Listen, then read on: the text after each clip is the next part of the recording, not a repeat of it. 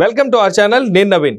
Manashankar Varaprasad cinema సక్సెస్ఫుల్గా run అవుతుంది, ప్రతి ఒక్కరికి తెలిసిన విషయం. అయితే సినిమా చూసిన తర్వాత కొంతమంది జంటలు విడిపోదాం అనుకొని కూడా సినిమా చూసిన తర్వాత ఒకటై కలిసి ఉందామన్న నిర్ణయానికి వస్తున్నారన్న వార్తలు అయితే వైరల్ అవుతున్నాయి.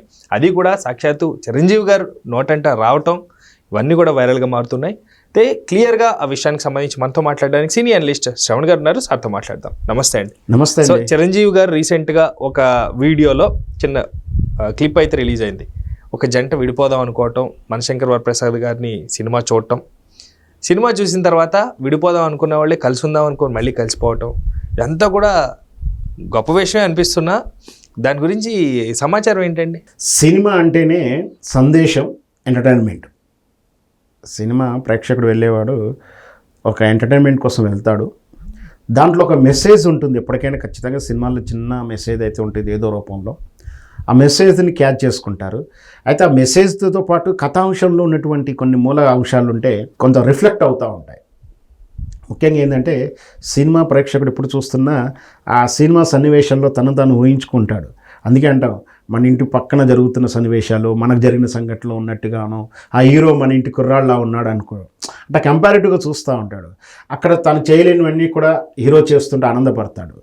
తను ఏ విధంగా సమస్యలు ఎదుర్కొంటున్నాడో ఆ ఎదుర్కొనే సమస్యల నుంచి ఎలా బయటపడాలో ఆ సినిమాలో చూపిస్తుంటే తను ఒక ప్రాక్టీస్లో ఉంటాడు. అంటే దానిలో లీనమైపోతాడు సినిమాలో. అట్లా సినిమాల వల్ల కొంత మంచి జరిగే అవకాశం కొంటేనే సినిమా చూసి వచ్చి ఆ ఫ్యాషన్స్, ముఖ్యంగా లేడీస్ అయితే సారీస్ కానీ డ్రెస్ స్టైల్స్ హీరోయిన్లను చూసి అలవాటు చేసుకుంటారు. హీరోయిన్ చూసేసి క్రాఫ్ట్ స్టైల్ డ్రెస్ స్టైల్స్ వస్తుంటాయి. అట్లాగే ఇంకపోతే సినిమాల నుంచి కొన్ని సందేశాలు ఇస్తుంటారు. అంటే ఎడ్యుకేషన్ గురించి కావచ్చు, యువత చేయాల్సిన విషయంలో కాదు, కర్తవ్యాల విషయాలు కావచ్చు, అవన్నీ ఒక తరహా అయితే ఇట్లా ఫ్యామిలీ తరహా చిత్రాలు. ముఖ్యంగా ఆ రోజుల్లో కూడా సంసారం ఒక చదరంగం, ఇట్లా చాలా సినిమాలు ఉన్నాయి. చాలా సినిమాలను చూసి సంసారంలో వచ్చే బాధలు ఏంటి, ఎవరు అంటే కోడలు వచ్చి కొత్త కోడలు వచ్చిన తర్వాత ఏంటి, అత్తగారులను ఎలా మనం సమస్యని పరిష్కరించుకోవాలి, ఇట్లాంటివన్నీ కూడా సినిమాల్లో ప్రతిబింబిస్తుంటే ఆ సినిమాలో తన జీవితంలో తన కుటుంబంతో కంపారిటివ్ చేసుకొని తన నిజ జీవితంలో దాన్ని అమలు చేస్తుంటారు. అట్లాంటి తరహానే ఇప్పుడు ఈ మనశంకర వరప్రసాద్ చిత్రం తాలూకు సంఘటన నిజంగా కూడా ఆహ్వానించదగింది. ఆ సినిమాలో కూడా ఏంటి, చిరంజీవి గారు ఆల్రెడీ వివాహమై ఉంటుంది. వాళ్ళు డైవర్స్ అంటే విడిగా ఉండడం కాదు, ఏకంగా డైవర్స్ కూడా పేపర్ రూపకంలో కూడా డైవర్స్ అయిపోతుంది. బట్ పిల్లలు అనేది అతనికి ఎఫెక్షన్ ఉంటుంది, పిల్లలు ఉంటుంది, భార్య మీద ఎఫెక్షన్ ఉంటుంది, తిరిగి వెళ్ళి కలవాలి.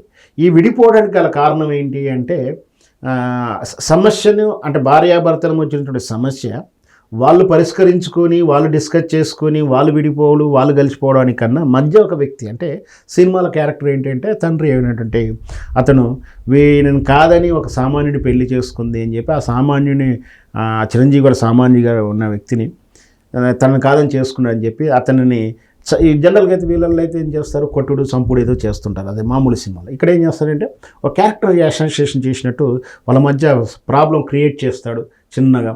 ఆ ప్రాబ్లం ఎంతలా అంటే వాళ్ళు మనసులు విరిగిపోయేంతలా చేస్తాడు. దాంతో హీరో అయినటువంటి అమ్మాయి మనసు విరిగిపోయి చిరంజీవితో విడిగా ఉంటుంది.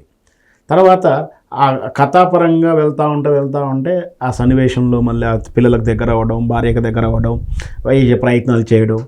తీరా పతాక సన్నివేశం వచ్చిన తర్వాత తల్లి క్యారెక్టర్ చెప్తుంది. ఏం చెప్తుందంటే భార్యాభర్తల మధ్య సమస్య వచ్చినప్పుడు, మనస్పర్ధలు వచ్చినప్పుడు థర్డ్ పర్సన్ అంటే ఒక కన్న తల్లిదండ్రులే కావచ్చు, ఎవరైనా సరే మేము ఎప్పుడు కూడా జోక్యం చేసుకోలేదు. వాళ్ళు చర్చించుకొని వాళ్ళ మధ్యలో భేదాభిప్రాయాన్ని తగ్గించుకొని ఒకటవ్వాల్సి ఉంటుంది. అది చిన్న ఇగో ప్రాబ్లమ్స్ ఉంటే వాటిని తగ్గించుకుంటే ఆటోమేటిక్గా ఆ సమస్య అనేది ఉండదని చెప్పేసి సినిమాలో ఆ చిరంజీవి క్యారెక్టర్ను నయనతార క్యారెక్టర్ ఆ విధంగా చేసి చివరికి ఇద్దరు ఒకటవుతారు. సో ఇది చూస్తే బాగుంది. ఇట్లాగే నిజ జీవితంలో కూడా కంపారిటివ్ ఉన్నటువంటి సంఘటన చిరంజీవి గారు ఉదరించారు. వాళ్ళ టీంకి ఒకటి రీసెంట్గా ఎక్స్పీరియన్స్ అయింది టీంలో అని చెప్పేసి వారు చెప్పారని. వాళ్ళు ఈ మధ్యకాలంలో విడిపోయి డైవర్స్ అప్లై చేసుకొని 3 నెలల నుంచి విడిగా ఉంటున్నటువంటి దంపతులు విడివిడిగా సినిమా చూసి ఒక అభిప్రాయానికి వచ్చి వాళ్ళ మనసులు కూడా మారి సినిమాను చూసి మారిన తర్వాత వాళ్ళ మధ్యలో ఉన్నటువంటి అభిప్రాయ భేదాలను క్లారిటీ తెచ్చుకొని క్లారిఫై చేసుకొని వాళ్ళు కలిసి మళ్ళీ వైవాహిక జీవితాన్ని కంటిన్యూ చేయడం అంటే సంతోషదగించే వార్త అది. ఎందుకంటే మనం అంటుంటాం 100 మంది పట్టించుకోకుండా ఒక్కడు మారినా చాలు, 100 మంది చనిపోయిన ఏదేదో సినిమా డైలాగులు ఉంటాయి. అంటే ఎంతోమంది ప్రేక్షకులు చూసి ఏం సాధించారో ఏం లేదు కానీ ఒక నిండు జీవితాలు రెండు మనసులు కలిసి 2 కుటుంబాలు కలిసి మళ్ళీ ఇంకా యథావిధంగా వాళ్ళ వైవిక జీవితం నడుస్తుందంటే సంతోషించవలసిన కదా. సో చిరంజీవి గారి చిత్రాల్లో ఈ తరహా అంటే కొన్ని ఇట్లాంటి మెసేజ్ ఓరియంటెడ్ చాలా తక్కువగా ఉంటాయి. ఇప్పుడు ఈ దొంగ మొగడం అట్లాంటి ముఠా మేస్త్రి ఇట్లాంటి కొన్ని సమాజం తరపున ఆయన సమాజానికి సేవ చేసే ఉద్దేశాలు ఉంటాయి. కానీ ఫ్యామిలీ ఓరియంటెడ్ చిత్రాలు చాలా తక్కువగా ఉంటాయి. ఇంద్ర ఉంది కదండి, అది సమాజం గురించి అదే చెప్తున్నా. ఒక సమాజం గురించి ఒక ఊరు గురించి తాను చేసే త్యాగము లేదా వీరత్వం గురించినటువంటి విషయాలు అది యూనివర్సల్గా ఉంటుంది. ఇది ఫ్యామిలీ ఓరియంటెడ్ చిత్రాలు. ఇట్లాంటి సహజంగా శోభన్ బాబు గారు ఆ రోజుల్లో, ఆ తర్వాత నాగేశ్వరరావు గారు కొన్ని చిత్రాలు, జగత్ బాబు గారు, కృష్ణ గారు కూడా కొన్ని చిత్రాలు, పచ్చని సంసారం, పచ్చని కాపురం ఇట్లాంటి తరహా చిత్రాలు కృష్ణ గారు కూడా చేశారు. ఒక మాస్ హీరో ఈ ఫ్యామిలీ ఓరియంటెడ్గా చేయడం అనేది కొంచెం డిఫరెంట్. సో అయినా సరే సినిమా సక్సెస్ఫుల్గా ఉంది. దాంట్లో కామెడీ యాడ్ చేశారు, స్పాంటేనియస్ కామెడీ బాగుంది. సో మొత్తం మీద మళ్ళీ చిరంజీవి గారి మాస్ ఎలిమెంట్స్, మాస్ యాంగిల్ అవి చూపిస్తూనే ఫ్యామిలీ ఓరియంటెడ్ చిత్రంలో మసాలా తయారుపించి ఒక కథ తయారు చేయడం అంటే నిజంగా కూడా కత్తి మీద సామే. ఎందుకంటే అనిల్ రావుపూడి గారు ఆల్రెడీ అట్లాంటి 2 చిత్రాలు తీసున్నాడు. మళ్ళీ అదే మొనాటమీ రాకుండా ఆయన కాపాడుకుంటూ చిరంజీవిని మోస్తూ భరిస్తూ కమర్షియల్ వాల్యూ చేస్తూ మళ్ళీ వెంకటేష్ గారు కూడా యాడ్ అవ్వడం, వెంకటేష్ గారి ఇమేజ్ కూడా కాపాడుకుంటూ చేయడం అనేది కొంచెం క్రిటికల్ పొజిషన్ ఈ కాంపిటేటివ్ పీరియడ్లో, అంటే సంక్రాంతి బరిలో నిలవడం. సో మొత్తం మీద ఏ రకంగా చూసినా అట్లా సక్సెస్ అయ్యారు.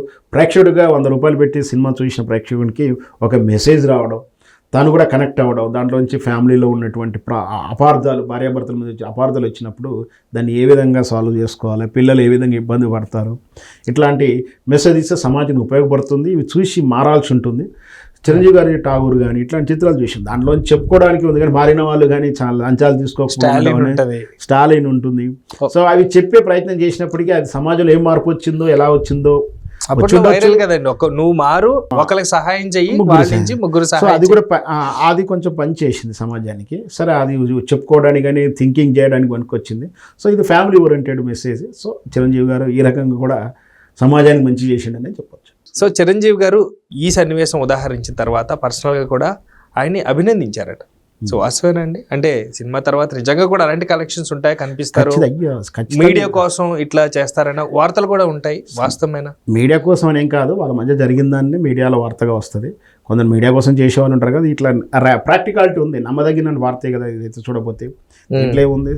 సినిమా మొదటి రోజు premiere show, special show, positive talk నుంచి మొదలు పెడితే సినిమా కోసం కష్టపడి పడ్డ టెన్షను ఒక ఎత్తు అయితే, ఇక నుంచి ఆ రోజు నుంచి ఎందుకంటే సక్సెస్ చూసుకోవాలి, థియేటర్లు కలెక్షన్లు చూసుకోవాలి, ప్లానింగ్ చేసుకోవాలి, అంటే వస్తున్న రూపాయిని కాపాడుకుని రిటర్న్ మళ్ళీ వీళ్ళ దాకా తెచ్చుకోవడానికి పెద్ద ప్రక్రియ అది.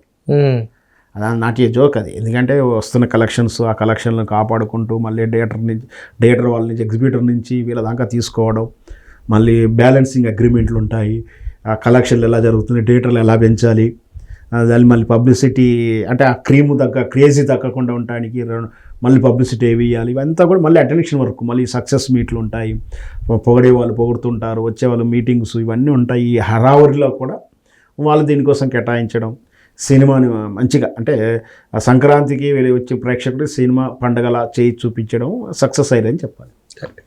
Thank you sir, thank you so much. Bye.